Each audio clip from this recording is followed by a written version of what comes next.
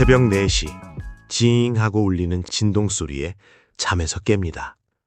연인이 보낸 달콤한 메시지라면 좋으련만 화면에 뜬 것은 세상에서 가장 공포스러운 알림입니다. 바로 청산알림, 마진콜입니다. 머리끝이 쭈뼛서고 심장이 미친 듯이 쿵쾅거립니다.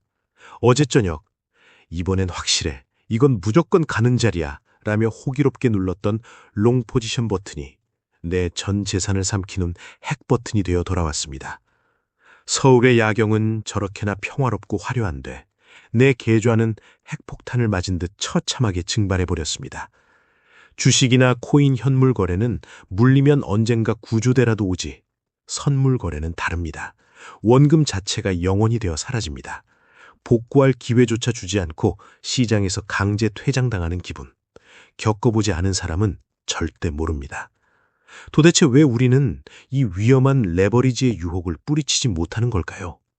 단돈 100만 원으로 1억을 벌 수 있다는 악마의 속삭임, 선물 거래. 오늘은 서울 자가에 살지만 통장은 텅 빈 방구석 트레이더 김백수가 잘못 건드리면 패가 망신하는 선물 거래의 잔혹한 현실과 그 속에 숨겨진 심리를 낱낱이 파헤쳐드립니다. 본격적인 이야기를 시작하기 전에 여러분의 계좌를 지키는 부적, 구독과 좋아요 한 번씩만 시원하게 부탁드립니다. 도와주십시오. 자, 선물 거래가 도대체 뭐길래 사람들이 이렇게 열광하고 또 절망하는 걸까요? 아주 쉽게 설명해 드리겠습니다. 선물은 말 그대로 미래의 물건을 지금 가격으로 사고 파는 약속입니다. 원래는 농부들이 날씨 때문에 배추 가격이 폭락할까봐 미리 가격을 정해서 파는 아주 건전한 해지 수단이었습니다. 그런데 금융시장으로 넘어오면서 이게 변질되었습니다. 바로 레버리지라는 마법의 지팡이 때문입니다. 내가 가진 돈이 100만 원밖에 없어도 거래소에서 돈을 빌려 1000만 원, 1억 원어치의 투자를 할 수 있게 해줍니다. 10배, 50배, 심지어 100배 레버리지까지 땡겼습니다. 1%만 올라도 100배 레버리지를 쓰면 내 수익률은 100%가 됩니다. 눈이 돌아갈 수밖에 없습니다. 하지만 반대로 생각해 보세요. 1%만 떨어져도 내 원금은 전액 몰수됩니다. 저 김백수도 처음엔 소소하게 시작했습니다. 유튜브에서 30만 원으로 30억 만들었어요 하는 썸네일을 보고 가슴이 뛰었죠. 나라고 못할 거 있어? 나도 서울에 아파트 있는 사람인데 감각은 살아있다고. 그렇게 점심값 아껴서 10만 원을 넣고 소심하게 10배 레버리지를 썼습니다. 운 좋게 수익이 났습니다. 단 몇 분 만에 5만 원을 벌었습니다. 시급으로 따지면 이게 얼마입니까? 이때 뇌에서 도파민이 폭포수처럼 쏟아집니다. 아, 나는 노동으로 돈 벌 사람이 아니구나. 나는 트레이딩의 천재였어. 이것이 바로 초심자의 행운이라는 지옥의 입구입니다. 이때부터 투자자는 투자자가 아닌 도박사가 됩니다. 주식시장의 하루 1%, 2% 등락은 너무 시시해서 하품이 나옵니다. 24시간 돌아가는 코인 선물 시장이나 밤새 열리는 나스닥 선물 시장에 중독됩니다. 잠을 자지 않습니다. 아니, 잘 수가 없습니다. 내가 잠든 사이에 포지션이 터질까봐 10분마다 휴대폰을 켭니다. 다크서클은 턱 밑까지 내려오고 성격은 예민해져서 가족들에게 짜증을 냅니다. 여기서 가장 무서운 심리가 등장합니다. 바로 복수매매입니다. 한번 청산을 당하고 돈을 잃으면 이성적인 판단이 마비됩니다.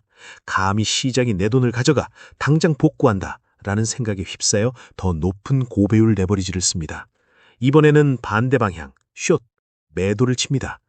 떨어지면 돈을 버는 구조니까요. 그런데 기가 막히게도 내가 숏을 치면 시장은 보란듯이 폭등합니다. 롱을 치면 폭락하고 숏을 치면 폭등하는 이 기적 같은 머피의 법칙. 누군가 내 방에 CCTV를 달아놓고 내가 버튼 누르는 것만 기다리는 것 같습니다. 사실은 CCTV가 아니라 내 심리가 이미 시장에 잡아먹힌 겁니다. 역사적으로도 선물 거래로 인생을 망친 사례는 수두룩합니다. 영국의 베어링스 은행을 기억하시나요? 233년 전통의 여왕도 이용하던 은행이었습니다. 그런데 닉 리슨이라는 단 한 명의 직원이 선물 거래에서 손실을 숨기려고 계속 물타기를 하다가 결국 은행 전체를 파산시켰습니다. 개인뿐만 아니라 거대 금융기관도 한순간에 날려버리는 것이 바로 이 파생 상품의 위력입니다. 최근 한국에서도 2030 세대를 중심으로 해외 선물이나 비트코인 선물에 뛰어드는 분들이 많습니다. 월급만으론 답이 없다. 서울 아파트 사려면 이 방법뿐이다. 라는 절박함이 그들을 고위험의 세계로 내몹니다. 작년 이맘때였습니다. 미국의 금리 인하 기대감으로 나스닥이 미친 듯이 오를 때였습니다. 저는 방구석 전문가 빙의에서 이건 너무 과열이야. 분명히 조정이 올 거야. 라고 확신하며 나스닥 숏 포지션을 잡았습니다. 그것도 아주 묵직하게요. 차트는 하늘 높은 줄 모르고 치솟는데 저는 아니야, 이건 속임수야. 라며 물타기를 계속했습니다. 계좌의 담보 비율이 위험 수준에 도달했을 때 증권사에서 전화가 오더군요. 고객님, 추가 증거금 입금 안 하시면 반대 매매 나갑니다. 그때 서울 한강 다리 위를 지나가는 지하철 안이었는데 창밖에 한강물이 어찌나 차가워 보이던지요. 결국 저는 눈물을 머금고 손절 버튼을 눌렀고 그날 밤 소주 2병을 마시며 맹세했습니다. 다시는 시장과 싸우지 않겠노라고. 내가 생각하는 고점이 저들의 허리일 수도 있다는 겸손함을 그때 배웠습니다. 선물 거래가 진짜 무서운 이유는 돈의 가치를 잊게 만들기 때문입니다. 화면 속의 숫자가 사이버머니처럼 보입니다. 클릭 한 번에 수백만 원이 오가는데 현실 감각이 사라집니다. 배달비 3,000원은 벌벌 떨며 아까워하는 사람이 선물 거래 수수료와 손실금 수십만 원은 투자의 과정이라며 쿨하게 넘깁니다. 이것은 쿨한 게 아니라 뇌가 마비된 겁니다.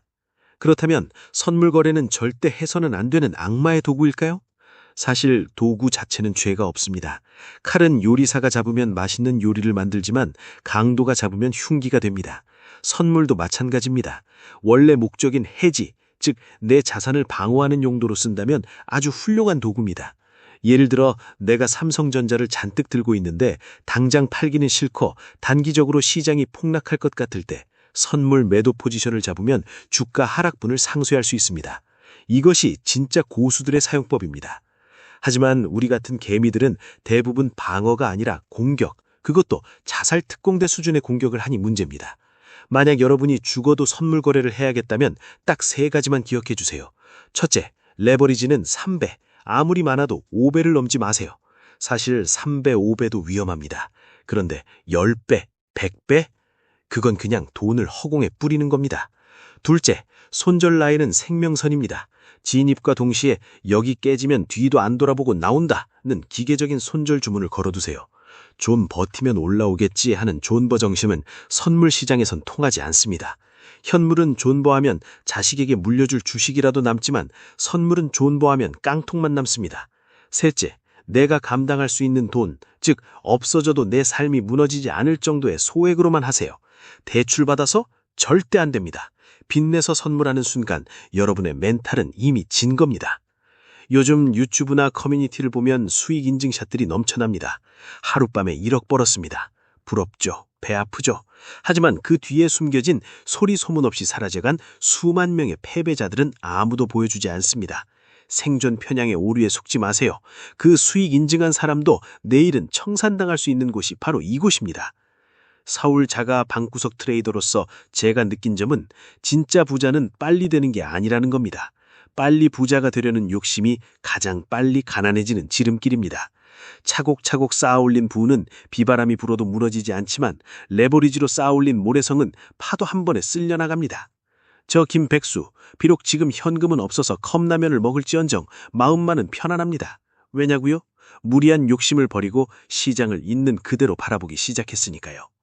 여러분, 롱이니 숏이니 하는 홀짝 게임에 인생을 걸지 마세요. 여러분의 인생은 홀짝으로 결정되기엔 너무나 소중하고 가치 있습니다. 오늘 밤은 휴대폰 호가창 끄고 푹 주무셨으면 좋겠습니다. 편안한 잠이야말로 그 어떤 수익률보다 값진 배당금이니까요.